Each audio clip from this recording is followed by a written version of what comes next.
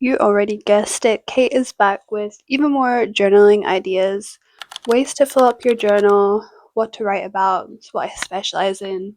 So, yeah, grab your journal, and these are some fun ways on how to fill up some pages in your journal so you can finally finish that journal before the end of the year.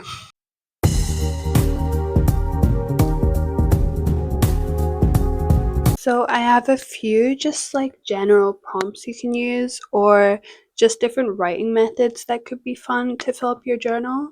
So the first way that you could fill up your journal is to do perspective writing, which is such a cool way to write. It's basically to write as if you were an inanimate object and write from its perspective. So I have a few examples.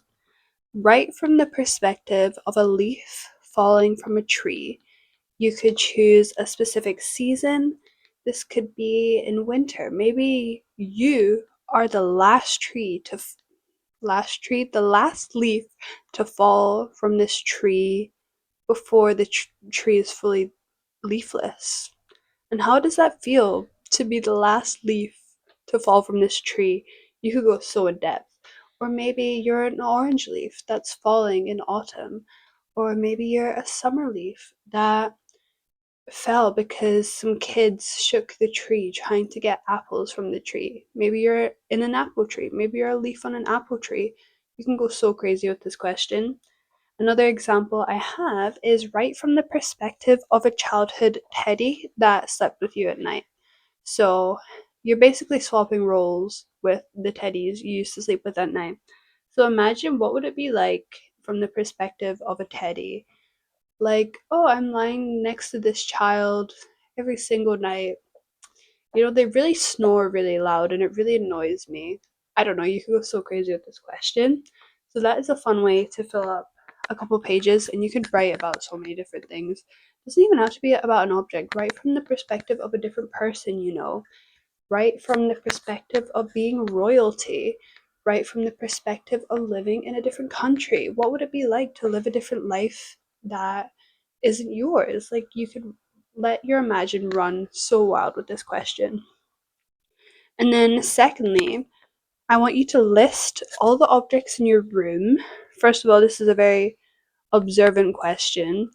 And then, basically, what objects in your room feel the most like you and what objects don't. So, what objects in your room feel like if someone walks into your room and sees it, that they feel like that is the most you? Maybe this could be like a photograph on your wall that has you as a child. That's very you, obviously. And then what things aren't? Maybe it's like the bin under your desk. That doesn't really resonate with me. It's just there for convenience, it's just practical, but it doesn't feel like you. Like, just think, first of all, observe your room. You could do this with any room or any environment. What things around you feel most like you or what don't? Like, go to the park. Um, does that coffee shop really resonate with you? But mainly focusing on your own personal space, what objects do or don't feel most like you. And then this kind of helps you get to know yourself a little bit more. And then the last prompt I have is write down everything you think you could do with your eyes closed. I'm talking about, could you do your everyday routine with your eyes closed? Could you wake up without even waking up because you're not opening your eyes? But could you get up, make your bed, get ready, go to the bathroom, brush your teeth, make and have breakfast? Could you do this all with your eyes closed?